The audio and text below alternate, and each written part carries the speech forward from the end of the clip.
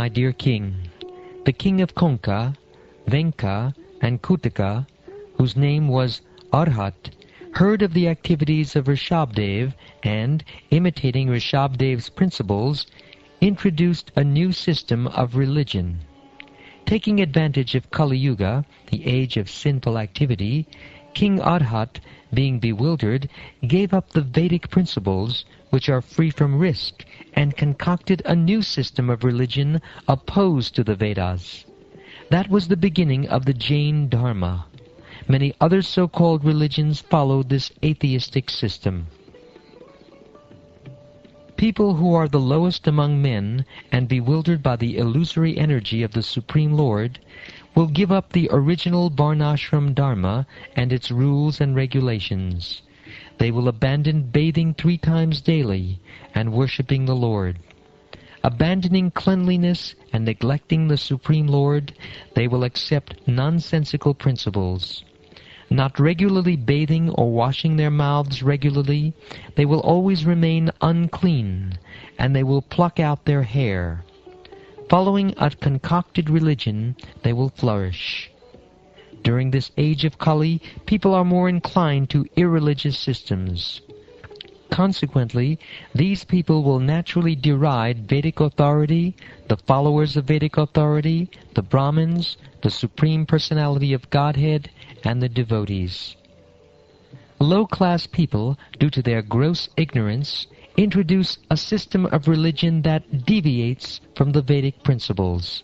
Following their own mental concoctions, they automatically fall down into the darkest regions of existence. In this age of Kali, people are overwhelmed by the modes of passion and ignorance. Lord Rishabdev incarnated himself to deliver them from the clutches of Maya. Learned scholars chant about the transcendental qualities of Lord Rishabdev in this way.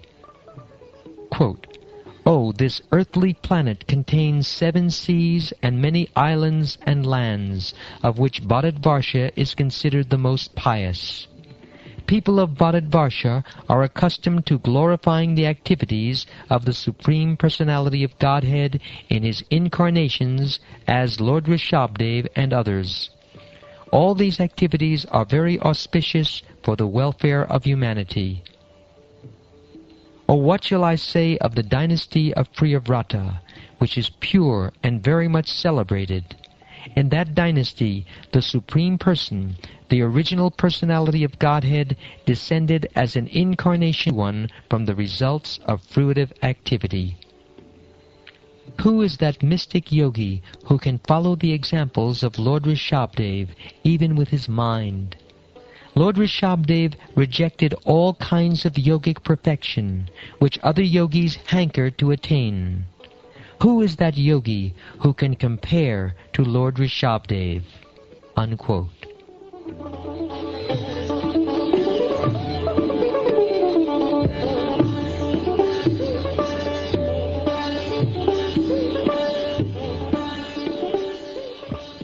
Lord Rishabdev is the master of all Vedic knowledge, human beings, demigods, cows, and Brahmins. I have already explained his pure transcendental activities, which will vanquish the sinful activities of all living entities.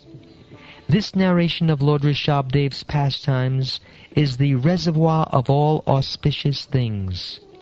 Whoever attentively hears or speaks of them, following in the footsteps of the Acharyas, will certainly attain unalloyed devotional service at the lotus feet of Lord Vasudeva, the Supreme Personality of Godhead.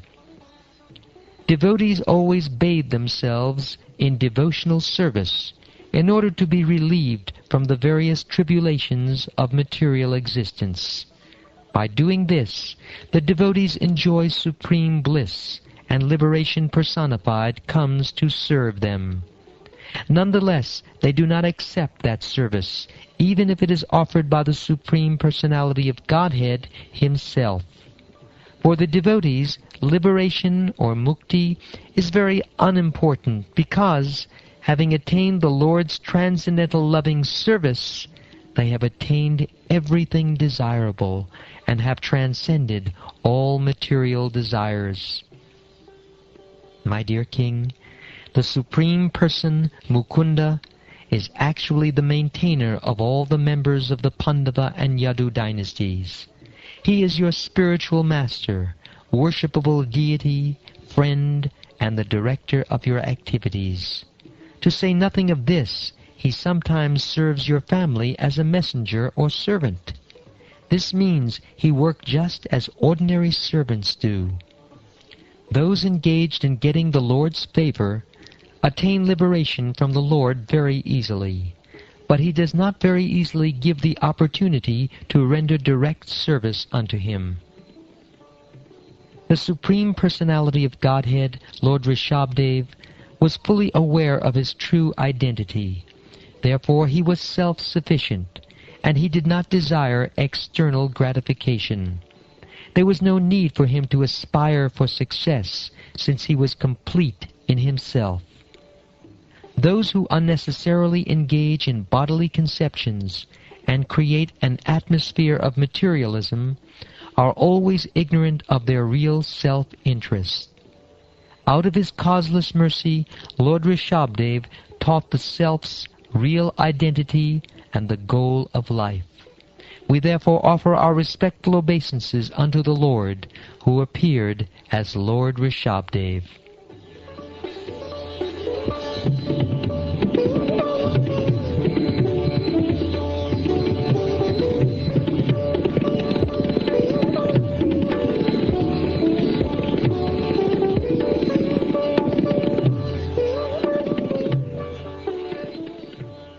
Thus ends the 6th chapter of the 5th canto of the Shrimad Bhagavatam, entitled The Activities of Lord Rishabdev.